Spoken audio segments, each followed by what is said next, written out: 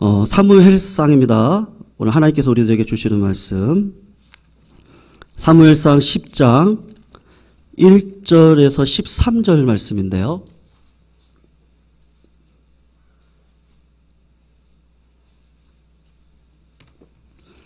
(1절에서) 13절 구약 422쪽에 있습니다. 사무엘상 10장 1절에서 13절까지 교독으로 읽고 마지막 13절 함께 읽도록 하겠습니다. 1절 제가 읽을 때 오늘 본문에 사울에게 임한 은혜가 있습니다. 그것을 한번 생각해 보시면서 읽어보시면 좋겠습니다. 1절 제가 읽습니다. 이에 사무엘이 기름병을 가져다가 사울의 머리에 붓고 입맞추며 이르되 여호와께서 내게 기름을 부으사 그의 기업의 지도자로 삼지 아니하였느냐? 내가 오늘 나를 떠나가다가 셀사에 있는 라헬의 묘실 곁에서 두 사람을 만나리니 그들이 내게 이르기를 내가 찾으러 갔던 암나기들을 찾은지라. 암나기들의 염려는 놓았으나 내 아들을 위하여 어찌하리요 하더라 할 것이요. 내가 거기서 더 나아가서 다볼 상수리 나무에 이르면 거기서 하나님을 배우려고 베델로 올라가는 세 사람을 만나리니 한 사람은 염소 새끼 셋을 이끌었고 한 사람은 떡 세 덩이를 가졌고 한 사람은 포도주 한 가죽 부대를 가진 자라. 그들이 내게 문안하고 떡 두 덩이를 주겠고 너는 그의 손에서 받으리라. 그 후에 내가 하나님의 산에 이르리니 그곳에는 블레셋 사람들의 영문이 있는지라. 내가 그리로 가서 그 성읍으로 들어갈 때에 선지자의 무리가 산당에서부터 비파와 소고와 저와 수금을 앞세우고 예언하며 내려오는 것을 만날 것이요. 내게는 여호와의 영이 크게 임하리니 너도 그들과 함께 예언을 하고 변하여 새 사람이 되리라. 이 징조가 내게 임하거든 너는 기회를 따라 행하라. 하나님이 너와 함께 하시느니라. 너는 나보다 앞서 길갈로 내려가라. 내가 내게로 내려가서 번제와 화목제를 드리리니 내가 내게 가서 내가 행할 것을 가르칠 때까지 7일 동안 기다리라. 그가 사무엘에게서 떠나려고 몸을 돌이킬 때에 하나님이 새 마음을 주셨고 그날에 그 징조가 다 응하니라. 그들이 산에 이를 때에 선지자의 무리가 그를 영접하고 하나님의 영이 사울에게 크게 임함으로 그가 그들 중에서 예언을 하니 전에 사울을 알던 모든 사람들이 사울이 선지자들과 함께 예언함을 보고 서로 이르되 기스의 아들에게 무슨 일이 일어났느냐? 사울도 선지자들 중에 있느냐 하고 그곳에 어떤 사람은 말하여 이르되 아버지가 그러므로 속담이 되어 이르되 사울도 선지자들 중에 있느냐 하더라. 우리 같이 읽습니다. 사울이 예언하기를 마치고 산당으로 가니라. 아멘. 여러분 신앙생활 하시면서요 혹시 그 영적인 체험, 특별한 영적인 체험을 우리 성도님들 다 해보셨습니까? 예를 들면 그 사도 바울이 경험했던 것인데 사도 바울이 세 번째 하늘에 올라갔다라고 고백을 했던 적이 있었습니다. 지금으로 이야기를 하면은 그 천국을 가봤던 경험을 한 것인데 자기가 몸 안에 있었는지 몸 밖에 있었는지 자기가 알 수는 없는데 천국을 가서 보니까 말로 다 할 수 없는 경험을 했다라고 이야기를 합니다. 그 은혜와 체험이 얼마나 큰지를 성경이 의도적으로 기록하고 있지는 않지만 분명한 목적이 있지 않겠습니까? 사도 바울이 당한 환난과 고난은 지난 우리 새벽 기도회 때 살폈던 것처럼 지난 주일에 살폈던 것처럼 그의 인생의 구분길은 다른 사람들과는 타의 추정을 불허할 정도로 고난이 있었던 사람입니다.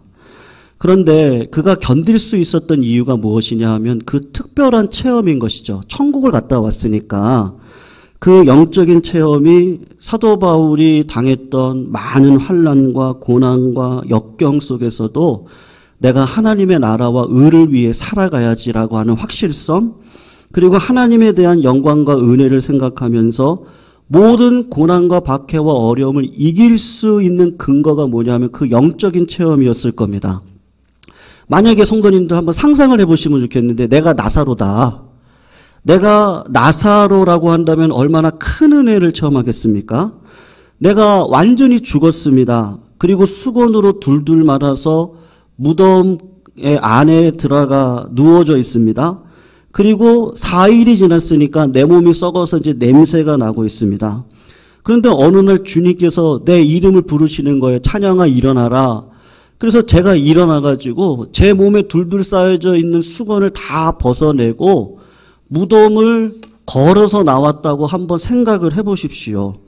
만약에 우리가 그런 체험을 한다면 그런 영적인 체험은 평생을 믿음으로 살아갈 수 있는 아주 특별한 체험이라고 할 수가 있을 겁니다. 저는 개인적으로 원하는 것이 우리 성도님들이 그런 영적 체험들을 다 하시기를 주의 이름으로 축원합니다. 하나님께서 성령을 통해서 우리들에게 능력 주시고 은사 받아서 하나님 나라를 위해서 쓰임 받을 수 있도록 우리들에게 주시는 게 분명히 있거든요.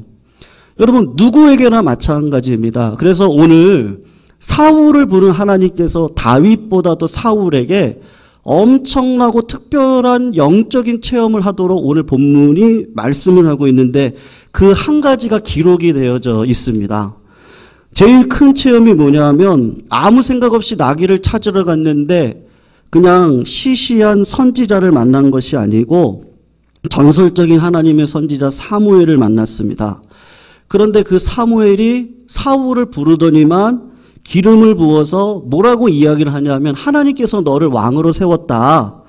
하나님께서 너를 왕으로 삼았으니까 이제부터는 네가 왕이 되어져서 블레셋과 모든 원수들을 이스라엘 백성들에게 구원할 거야. 이때까지는 사사들을 세워서 그런 역할을 하도록 했는데 이제는 그렇게 하지 않고 내가 너를 왕으로 세워서 왕의 역할을 통해 이 땅 이스라엘 나라를 평안으로 이끌어 갈 거야. 그렇게 사무엘을 통해서 하나님의 계시를 대신 받게 됩니다. 그리고 그것이 의심이 가지 않도록 세 가지 징조가 있을 것을 미리 이야기를 하거든요. 첫 번째가 뭐냐 하면 정확한 위치와 정확한 말을 이야기를 하는데 첫 번째 사인이 사울 네가 라헬 무덤가에 갈 때 두 사람을 만날 거다. 두 사람이 너한테 두 가지 말을 할 건데 첫 번째로는 나귀를 찾았다는 것이고 두 번째로는 아버지가 나귀는 찾았는데 아들은 못 찾았으니까 사울 너를 걱정할 거다. 그 이야기를 할 거라고 하는 예언을 하게 됩니다. 그리고 그대로 이루어졌습니다. 사울의 마음속에 정말로 라헬의 무덤가에 갔는데 두 사람을 만나고 두 사람이 사무엘이 이야기했던 그것을 똑같이 이야기를 하는 걸 통해서 야, 진짜 하나님께서 나에게 기름 부으신 게 맞구나.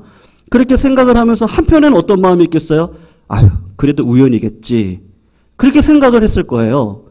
그래서 사무엘이 두 번째 징조를 이야기를 하는데 다볼에 상수리 나무를 가면 세 사람을 만나는데 세 사람의 인상착의를 정확하게 이야기를 합니다. 한 사람은 염소 새끼 3마리를 가지고 있고 한 사람은 떡덩이 3개를 가지고 있고요. 또 한 사람은 포도주 가죽 부대 1개를 가지고 있는데 그 세 사람 중에서 떡덩이를 가지고 있는 사람이 아무 말도 없이 사울에게 떡 2덩이를 줄 것이다라고 그렇게 예언을 하면서 그것이 이루어질 때 하나님께서 너에게 기름 부어 왕으로 세운 것이 확실하다는 것을 믿어야 된다. 그렇게 이야기를 했는데 이것도 그대로 이루어졌습니다. 여러분 첫 번째, 두 번째를 되돌아볼 때 우연이라고 생각할 수 있는데 세 번째 사인은 도저히 우연이라고 볼 수 없는 게 있어요. 그게 뭐냐면요. 성도님들 성령 충만하셔야 됩니다. 믿으시죠? 성령이 충만하셔야 돼요. 그것만큼 가장 큰 복이 없습니다. 사울에게 하나님께서 어떤 마지막 복을 주셨느냐 하면 얼마나 강력하게 임했는지 성령께서 그냥 이거는 성령 충만인가? 이게 맞나? 이런 것이 아니고 성령님께서 사울을 완전히 사로잡아서 충만하게 하시면서 본인이 확실하게 경험하는 그 성령 충만을 경험하게 됩니다. 그리고 사울에게 성령님께서 임하셨다라는 것은 사울도 알고 누구도 알아요? 주변에 있는 사람들이 다 아는 거예요. 그래서 속담이 생겼는데 어떤 속담이냐면 사울도 선지자 중에 있느냐라는 속담이 나올 정도로 모든 사람들이 볼 때 사울이 완전히 바뀌어가지고 새 사람이 된 거예요. 성령을 충만하게 받으니까 마음이 바뀌고 삶의 태도가 바뀌고 모든 것이 바뀌었던 것이죠. 여러분, 우리가 교회 생활하면서 신앙생활을 하다 보면 말씀과 기도와 신앙생활을 열심히 하는 교인분들이 계십니다. 그래서 때때로 이런 이야기를 우리가 하기도 하고 듣기도 하는데, 야, 저 교인이 정말로 많이 변했다. 옛날에는요, 나하고 방불한 신앙생활을 했었는데 최근에 하나님의 특별한 은혜 가운데 말하는 것도 그렇고 말씀을 사모하는 것도 그렇고 신앙생활 하는 것도 참 많이 변했다. 그런 경우들이 더러 있습니다. 여러분, 사울이 그런 경우에요. 온 교회가 사울이 성령이 충만하고 마음이 새 마음으로 바뀌었다는 것을 다 알고 있습니다. 여러분, 이런 경험을 했다고 한번 생각을 해보세요. 이것은 사울에게 있어서는 정말로 평생에 남을 기억입니다. 그러니까 사울에게 묻는 것이죠. 어떤 특별한 은혜가 있습니까? 살아오면서. 그랬을 때 사울은 사무엘을 통해서 기름 부음 받았다는 것과 함께 내가 왕이 되는 징조를 보여줬는데 라헬의 무덤가에 갔을 때 했던 그 말씀이 그대로 이루어졌던 것, 그리고 다볼의 상수리 나무 근처에 갔을 때 떡덩이를 받으면서 그대로 이루어졌던 것, 그리고 내가 원하지도 않았는데 내 마음 가운데 성령이 충만해가지고 마음이 바뀌는 거예요. 와, 하나님이 나와 함께 하시는구나. 그래서 내가 예언을 하고 미래의 일들을 바라보고 그런 일들이 벌어지는 것을 보면서 이건 내가 진짜 체험한 거 맞습니다. 그렇게 자랑할 수 있는 것 아니겠습니까? 여러분, 그런데 요거 한 가지를 꼭 기억을 하셔야 되는데 하나님께서 은혜를 주시잖아요. 이런 은혜를 주십니다. 이런 은혜를 주실 때 뭐도 같이 주시죠? 사명도 같이 주세요. 은혜를 주실 때는요, 사명을 하나님께서 우리들에게 주셔서 그 사명을 이뤄가도록 하나님께서 어떤 일을 행하시냐면 은혜를 먼저 주시는 겁니다. 여러분, 오늘 본문 말씀 7절, 8절 말씀을 우리 같이 한번 읽어볼게요. 우리 본문 말씀 7절, 8절 우리 같이 한번 읽어보겠습니다. 한번 읽겠습니다. 7절입니다. 시작. 이 징조가 내게 임하거든 너는 기회를 따라 행하라. 하나님이 너와 함께 하시느니라. 8절입니다. 너는 나보다 앞서 길갈로 내려가서 내가 내게 드리니 내가 내게 가서 내가 행할 것을 가르칠 때까지 7일 동안 기다려라. 여러분, 7절을 보시면 이 징조가 내게 임하거든. 한글로는 단수로 쓰였지만 이 징조들이겠죠. 이 징조들이 임하거든. 사무엘이 사울에게 명령하는 게 있는데 두 가지를 명령하거든요. 그러니까 사명을 주는 거예요. 너가 행하라. 성령님께서 강력하게 임재하셔서 네가 새로운 사람이 되거든. 하나님의 열심을 가지고 네가 행하라. 행할 때 두려워하지 말고 그 일을 행하고 난 다음에는 사무엘 나보다 앞서서 길갈로 가가지고 길갈에서 7일 동안 나를 기다려라. 두 가지 사명을 주십니다. 여러분, 이게 무슨 말인가 하면 하나님께서 주시는 강력한 은혜를 받고 난 다음에 사무엘이 사울에게 명령을 했는데 일을 한 가지 하라고 하는 거예요. 그게 뭐냐면 오늘 본문 5절에 나와 있는데요. 우리 5절 말씀을 한번 보세요. 5절을 보시면 뭐라고 이야기하냐면 그 후에 내가 하나님의 산에 이르리니 그곳에는 블레셋 사람들의 영문이 있다고 이야기를 합니다. 그래서 뭐라고 하죠? 내가 그리로 가서 그 성읍으로 들어갈 때에 선지자의 무리가 산당에서부터 비파와 소고와 저와 수금을 앞세우고 예언하여 내려오는 것을 만날 것이다라고 이야기를 합니다. 그러니까 여러분, 하나님의 산이라고 하는 지면에 블레셋의 초소가 있다는 얘기입니다. 블레셋 사람들이 군대를 파견한 작은 초소가 있는데 성령님께서 강력하게 임재하시면 어떤 일을 해야 된다는 거예요. 우리 마음 가운데 있는 블레셋으로 상징되어지는 죄악을 다 내어 쫓으라는 거거든요. 그러니까 사사시대 때를 보면 삼손 기억나시죠? 성령이 갑자기 임하면 블레셋 사람들을 나귀 턱뼈 하나로 1000명을 때려 죽이는 일들이 벌어지고, 성령이 갑자기 임하시니까 두기둥을 밀어가지고 수천 명의 블레셋 사람들을 죽이는 일들이 이뤄지고, 기드온도 보시면 성령이 임해서 그 두렵고 떨렸던 기드온이 하나님의 백성들을 위해서 미디안 군대를 다 쫓아내는 일들을 하는 것처럼, 사울에게 지금 어떤 이야기를 하면 성령이 임하면 블레셋 사람들, 하나님의 산입니다. 예배 자리에 블레셋 사람들이 와가지고 딱 버티고 있는 거예요. 그 사람들을 다 쫓아내라. 그 일을 하고 난 다음에 길갈로 내려가서 7일 동안 내가 올 때까지를 기다려라. 그 이야기를 하고 있는 거예요. 여러분, 제가 질문할게요. 오늘 본문 말씀 가운데 사울이 이 말대로 행했습니까? 안 행했습니까? 13절까지 한번 보시면 어떤 일이 있어요? 블레셋 사람들을 물리쳤다는 이야기가 있나요? 없나요? 없어요. 여러분, 사울이 이 말에 순종하지 않습니다. 하나님의 은혜를요 많이 받았습니다. 그리고 완전히 새로운 사람이 되었습니다. 그리고 사명을 받았습니다. 그 사명을 이룰 수 있는 약속까지 받았습니다. 그런데 사울은 그 하나님의 은혜를 받았는데, 은혜를 받은 자에게 명령하시는 하나님의 말씀에 대해서 순종하지를 않았습니다. 여러분, 오늘 본문의 말씀을 볼 때 사울이 어떤 사람이라고 생각이 드십니까? 사울은 특별한 은혜와 체험, 영광과 모든 것을 받았던 사람입니다. 이스라엘의 초대 왕으로 기름 부음을 받은 사람입니다. 사무엘을 통해서 계시도 받고 축복도 받은 사람입니다. 아마 이 사람처럼 은혜를 많이 받은 사람은 없을 겁니다. 그런데 여러분, 한번 생각을 해보세요. 사울이 하나님께 받은 은혜로서 하나님 나라의 끝까지입니다. 끝까지 충성을 하면서 천국에 들어가는 사람입니까? 아니면 하나님의 기름 부음을 받고도 처음부터 그 은혜에 따른 순종을 즉각적으로 하지 않으므로 하나님 나라에서 떨어져 가지고 지옥으로 떨어져 가는 백성입니까? 첫 번째입니까? 두 번째입니까? 신기하게도 사울은 하나님께 많은 은혜를 받았는데 참 신기해요. 그것이 은혜인 줄을 깨닫지를 못합니다.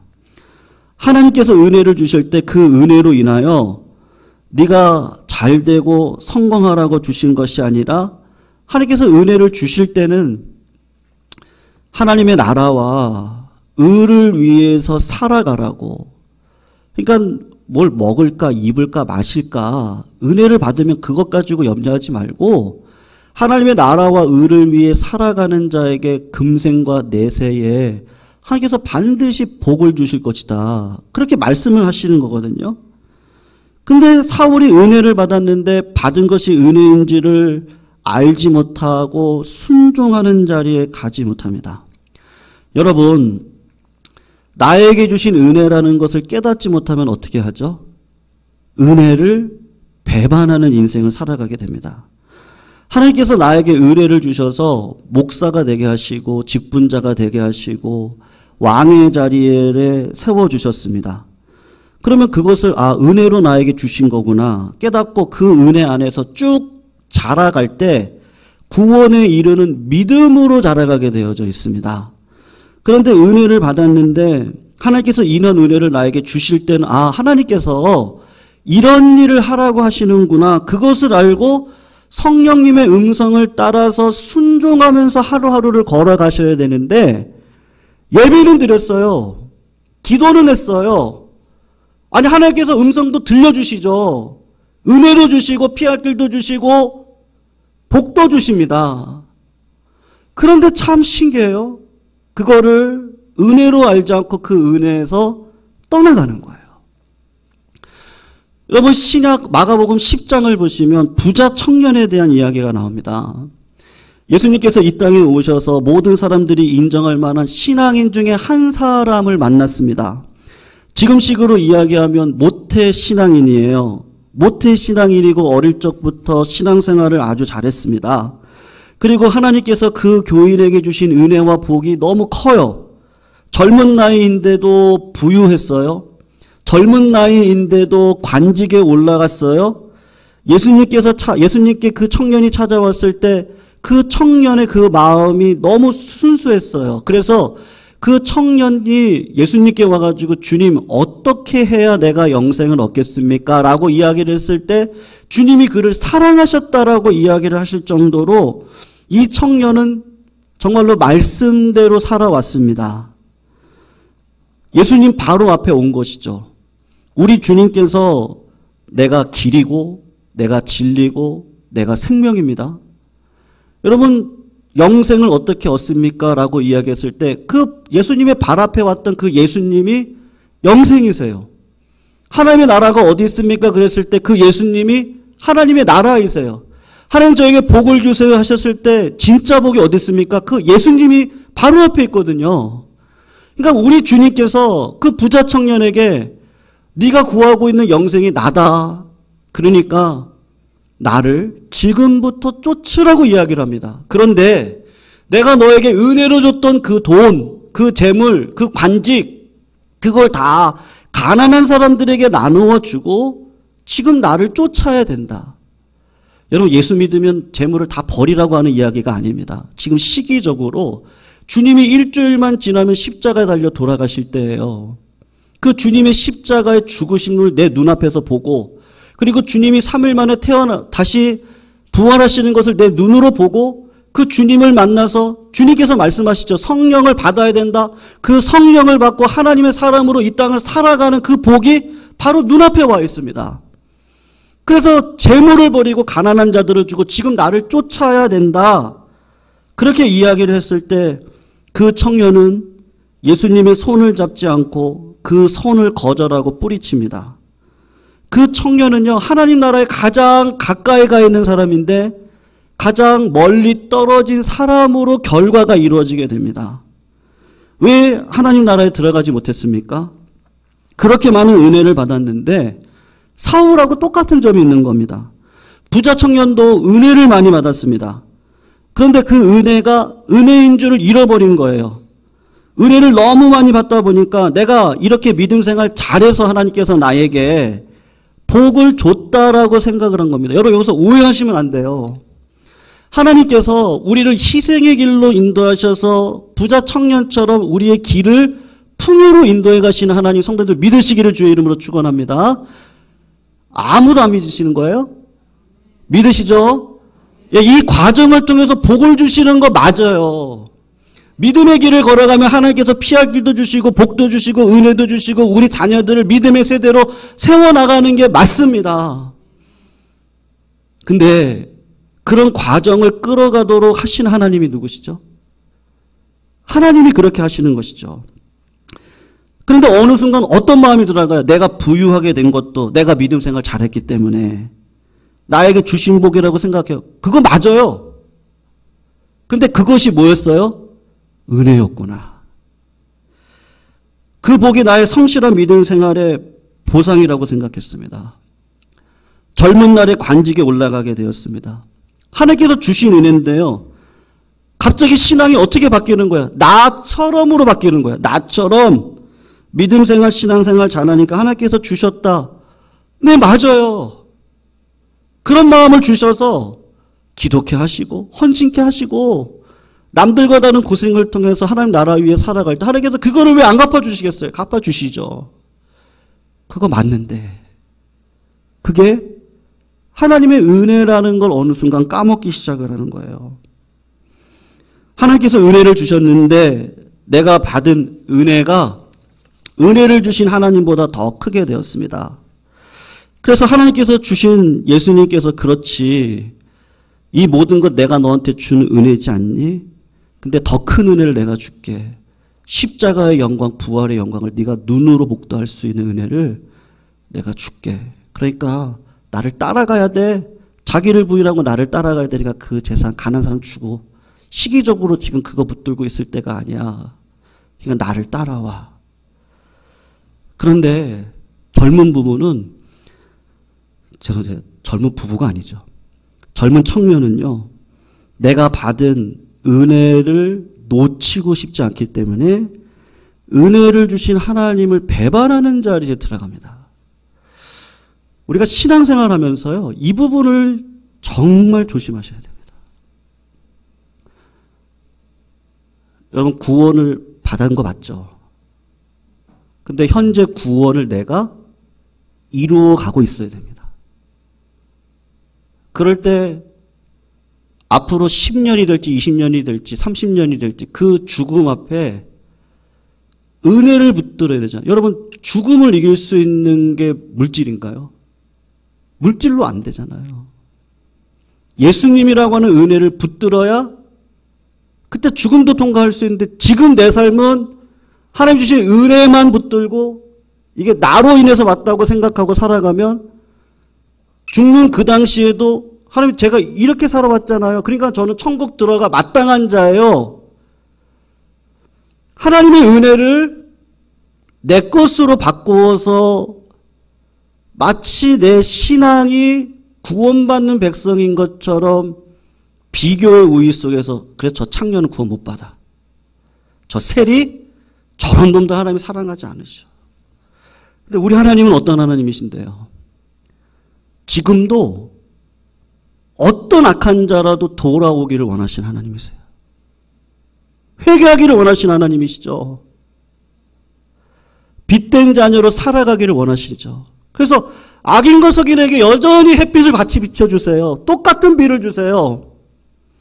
세상 사람들이 열심히 살아가면 거기에 대한 복을 주세요. 우리 배워야 됩니다. 그 사람들이 어떻게 열심히 살았는지 배워야 됩니다. 다 은혜예요. 근데 세상 사람들 그걸 몰라요. 내가 열심히 해서 됐다고 생각을 해요. 어느 순간 신앙도 그렇게 되더라고요. 주신 은혜가 너무 큰데 그 은혜가 마치 나의 노력으로 온 것처럼 생각을 해서 그 은혜 때문에 진짜 은혜의 근원이신 하나님을 붙들지 않고 살아가는 이상한 신앙생활을 갖고 살아가는 거예요. 여러분 철로 역정을 보시면 많은 사람들이 복음을 듣고 은혜를 받고 천성을 가기 위해서 길을 떠납니다. 다 떠납니다. 장망성 내가 여기 있으면 망하겠구나. 그걸 다 알아요. 그리고 하나님 나라를 위해서 열심히 달려가는데 어떤 사람은 가는 길에 교회 들어와 믿음 생활하는데 천국을 향해 떠난 사람이 100명입니다. 100명 가운데 몇 명이 천국을 갑니까? 가다가 피곤해서 쉬는 사람이 있어요. 여러분 그 사람이 천국에 들어간 사람입니까? 기독씨라고 하는 주인공도 말씀의 두루마기를 떨어뜨렸어요. 그래서 어디로 갈지를 모르고 방황을 하고 있는 거예요. 말씀의 두루마기를 들어가지고 말씀을 읽어보고 말씀이 나에게 하시는 말씀을 듣고 오늘도 그 길을 걸어가야 되는 것이거든요. 여러분 하나님의 은혜를 깨닫는 자가 늘 손에 놓지 않는 게 뭐죠? 말씀이에요. 호흡을 멈추지 않아요. 기도의 호흡을 멈출 수가 없는 거예요. 이 말이 무슨 말이냐면요. 하나님께서 말씀하십니다. 성도들 믿으십니까? 하나님께서 진짜 말씀하십니다. 하나님 오늘도 나에게 어떤 길을 가라고 분명히 말씀하세요. 처음에는 신앙이 없을 땐 꿈으로도 보여주시죠. 근데 신앙이 깊어지면 어떻게 되죠? 여러분 부부 사이가요. 처음에는 뭔지 모르니까 결혼하고 막 싸우잖아요. 근데 요새요.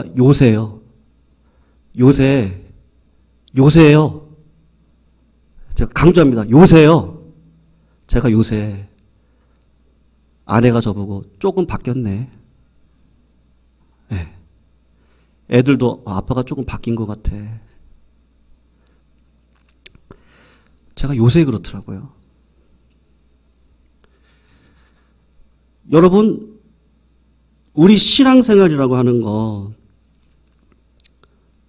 그 말씀과 기도로 하나님께서 분명히 말씀하시거든요. 근데 우리는 자꾸 어떻게 생각을 하냐면 내가 30년 성가대 했어요. 내가 우리 교회 몇 년을 다니고 있는지 아세요? 자꾸 그걸로 자꾸 옷을 입으시려고 그러세요. 그러면 실제 하나님을 못 만나시는 거예요. 하나님께서 나에게 진짜 오늘도 말씀하시고, 그리고 부부간의 관계 속에서 어느 정도 이제 이렇게 살아가다 보니까, 이제 깨닫게 되는 거예요. 지금 내가 이랬던 것이 나의 잘못이었구나. 그 유교적인 그런 상황 속에서 왔던 나의 그 좀 어리석은 습관들을 가지고 내가 여전히 걸어왔구나. 이런 것들을 이제 좀 깨닫고 알았죠. 아버지 학교나 뭐 이런 거 하면서 알았어요. 근데 날마다 그걸 고민하지 않으면 안 되는 거죠. 그러니까 신앙생활도 하나님께서 나에게 오늘도 분명히 말씀하시는데 말씀이 있고 상황이 있고 어느 순간 이제는 하나님께서 나에게 직접 얘기를 하지 않으셔도 주일날 선포되어지는 말씀과 상황 속에서 하나님 지금 이렇게 하라는 게 분명하구나. 이게 어느 순간 알아지는 거예요. 마치 부부가 오래 살면 그냥 그 눈빛만 봐도 지금 뭐를 원하네? 지금 뭐 때문에 삐졌네? 이런 걸 다 아는 것처럼 다 아는 거예요. 여러분, 그래서 하나님의 은혜 안에 있는 자 아닌 자 확인할 수 있는 길은 하나님의 말씀을 사랑하며 그 말씀이 내 마음속에 있느냐 없느냐. 여러분 시편 119편 15절 16절을 보면 이런 이야기가 있습니다. 내가 주의 법도들을 작은 소리로 읊조리며 주의 길들에 주의하며 주의 율례들을 즐거워하며 주의 말씀을 어떻게 한다 그러죠?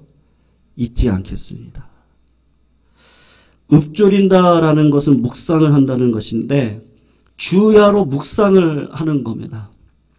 시편 1편 말씀하고 똑같은 거예요. 복 있는 사람은 악인의 꾀를 쫓지 않고 죄인의 길에 서지 않습니다. 오만한 자의 자리에 앉지 않습니다. 그리고 여호와의 율법을 주야로 묵상을 합니다.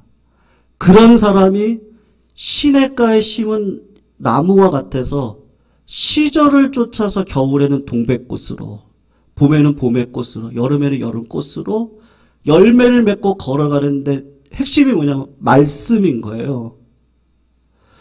여러분, 나에게 주신 상황이 있습니다. 내가 가지고 있는 모든 것이 있어요. 그것이 좋은 일이든 어려운 일이든 그 모든 것을 통해서 하나님께서 왜 나에게 성공을 주시고 왜 나에게 실패를 주시고 왜 나에게 역경을 주시고 왜 나에게 이런 고난을 주시고요.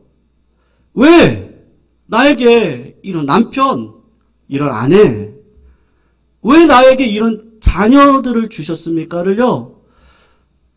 정말 우리가 말씀으로 생각을 해보셔야 되는 거예요. 날마다 그렇습니다. 그래서 성도님들의 삶이 날마다 성장을 하게 되어 있는 거예요. 그렇지 않으면 사울과 똑같다는 거예요.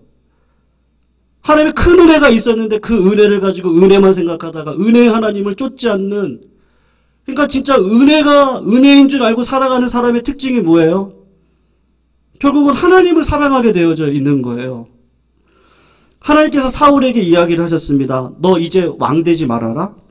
너 왕 되면 안 되겠다. 왕이 되기 전에 너의 생각이 너무 세속적이고 왕이 되기에는 너의 생각이 너무 많아. 그러니까 그 왕권 붙들고 살아가다가는 너 진짜 타락한 백성으로 지옥의 자식이 되겠거든요. 그러니까 그 왕권을 다윗에게 넘기라고 그랬습니다. 사울이 은혜 안에 있는 백성이라면 어떻게 해야 돼요? 말씀대로 살아가야 되는 거예요. 하나님께서 그렇게 말씀하셨으니까 하나님, 제가 지금 왕권 붙들고 살아가다가 지옥의 자식 될 것 같으니까 하나님 그거 막으시는 거예요. 그러니까 하나님의 뜻이니까 제가 이 왕권 버리겠습니다. 그렇게 해야 되는데 사울의 마음속에 은혜가 사라지고 욕심이 사로잡습니다. 여러분, 왕이 되니까 어떻습니까? 존경을 받아요. 왕이 되니까 모든 부가 다 내 거예요. 왕이 되니까 내가 말하는 대로 다 되는 거예요. 근데 하나님이 그 자리에 내려오래요. 내가 준 은혜인데 그 은혜를 잘못 쓰고 있으니까 안 된다는 거예요. 근데 사울은 어느 순간 하나님이 주신 은혜가 더 커요. 내가 이걸 어떻게 버려? 내가 이것만 있으면 존경도 받고 이것만 있으면 와 내가 세상 편하게 사는데 내가 이걸 어떻게 버려? 여러분 다윗을 생각해 보십시오. 다윗에게 똑같은 일이 벌어졌습니다. 하나님께서 다윗에게 나단을 통해서 징계한다고 했습니다. 근데 다윗은 은혜 안에 살아갔습니다. 그때 했던 예가 뭐죠? 하나님 다 가져가셔도 좋습니다. 다 빼앗겨도 좋습니다. 하지만 주의 성신을 내게서 거두지 말아주세요. 무슨 말이죠? 제가 목사 된다고 할 때 어머니가 반대하셨거든요. 근데 한 달간 또 반대를 하셨던 것 같아요. 목회자 길이 끝까지 성공하는 게 어렵다. 어머니가 이제 평생을 신앙생활 하시면서 느낀 거예요. 근데 허락하실 때 딱 이 말이 하셨어요. 목사가 되면 첫 번째도 회개, 둘째도 회개, 셋째도 회개다. 꼭 회개해라. 회개해야지 하나님의 음성 듣는다. 그거 못 들으면 목회 인생 끝난다. 기도 꼭 해야 된다. 그거 약속하시고 허락해 주셨거든요. 물론 예, 맞아요. 제가 잘 못할 때도 있어요. 근데 여러분 다윗이 다 가져가셔도 돼요. 근데 성령께서 날 떠나시면 안 돼요. 무슨 말이에요? 늘 하나님과 동행하는 인생을 살아왔어요. 다윗은. 그래서 왕까지 왔던 거예요. 근데 왕도 하나님이 주신 은혜라는 걸 알아요. 근데 하나님이 그 왕을 버리라고 했으니까 그것도 하나님의 뜻이었어요. 그러니까 버리겠어요. 근데 하나님 다 버려도 좋은데 하나님이 저를 떠나시면 안 되는 거예요. 저를 떠나면 아무것도 아니에요. 그다음부터 내가 어떻게 살아요? 제가 자녀들을 어떻게 키워요? 제가 목회를 어떻게 해요? 제가 어떻게 이 땅을 살아가겠어요? 하나님이 나를 도와주셔야 되는데 하나님 떠나버리면 끝나는 거예요. 그러니까 다윗은 받은 은혜가 은혜인 줄을 알고 회개하라고 할 때 회개를 해요. 근데 사울은요. 나 절대 못 내려놔요. 하나님 주신 은혜 맛보니까 이게 너무 좋거든요. 못 내려놔요. 여러분 이 시험을 꼭 넘어가셔야 됩니다. 여러분 아브라함에게 임했던 마지막 시험이 뭐예요? 네 아들 내놔. 요셉에게 임했던 마지막 시험이 뭐예요? 네 상처 그거 하나님의 은혜로 준 거야. 형들이 아버지가 죽고 난 다음에 야곱이 죽고 난 다음에 요셉이 자기를 죽일 것 같이 생각이 들어서 아버지가 평소에 그러셨는데 잘 대해주라고 그렇게 얘기를 했어요. 요셉이 울면서 뭐라 그러죠? 내가 하나님을 대신할 수 있습니까? 내 안에 있는 고난의 아픔, 우리 상처들이 있습니다. 그것도 하나님의 은혜로 주신 겁니다. 하나님께서 나에게 주신 그 이삭, 그것도 은혜로 주신 거예요. 근데 하나님께서 꼭 어떤 시험을 주세요? 은혜보다 더 크신 하나님을 선택하고 살아가도록 우리들의 인생 가운데 꼭 그 길을 주셔야 돼요. 이거를 통과하셔야 됩니다. 그러지 않으면 우리 신앙이요. 그냥 맨날 물에 술을 탄 건지 물을 탄 건지 뜨겁지도 않고 차지도 않고 신앙에 뭐 열정도 없고 기쁨도 없고 기대도 없고요. 여러분 오늘 우리 성도님들께 꼭 부탁드리고 싶은 거는 저를 비롯해서 우리의 구원이 아직 끝나지 않았습니다. 성도님들 지금 코로나의 은혜가 있죠. 이게 반드시 언젠가 끝날 겁니다. 근데 코로나가 끝나고 난 다음에 내 믿음이 더 커져 계셔야 돼요. 잘 됐다. 온라인으로 예배 드리자. 여러분 이제 위드 코로나로 걸어가는데 만약에 제가요. 목사인 제가 이제 코로나 위드 코로나로 부모님을 만날 수 있는데 제가 아버지 어머니한테 아버지 어머니 코로나로 인해서 온라인으로 만나보니까 참 좋습니다. 그러니까 앞으로는 제가요 온라인으로 아버지 어머니 영상 통화만 할게요. 그리고 용돈은 제가 계좌로 보내드리겠습니다. 그러면 부모님이 뭐라고 생각할까요? 하나님은 뭐라고 생각하실까요? 직접 주님 앞에 나와서 하나님의 은혜의 말씀을 듣고 그 말씀이 오늘 나에게 하시는 게 무엇인지를 깨달아 그 말씀을 갖고 살아내는, 여러분 그 마음은 어디서부터 시작이 되죠? 다 은혜구나. 부모가 날 낳아주신 걸 은혜인 줄 알면 코로나 상황 가운데서 뚫고 부모님을 만나고 그 부모님의 안부를 묻고 부모님의 손을 잡고 부모님과 이야기를 나누죠. 우리에게도 똑같습니다. 하나님께서 나에게 주신 게 은혜인 줄 알면 하나님을 붙들고, 은혜가 있는 자들은 더 하나님을 사랑하게 되어져 있습니다. 그러니까 말씀과 기도를 놓칠 수가 없는 삶으로 내 삶을 끌어가시는 그 하나님. 사랑하는 성도님들, 다 그 은혜 안에 있으시기를 주의 이름으로 축원합니다.